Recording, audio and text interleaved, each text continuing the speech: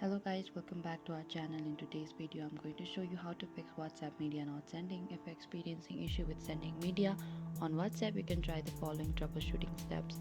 First, what you have to do is you need to check your internet connection. Ensure that your device has a stable internet connection either through Wi-Fi or the mobile data. Poor connectivity can prevent media from being sent successfully. You can also try restarting your app. Simply open your WhatsApp and close it off, and this can also help resolve the minor glitches or the issues within the app.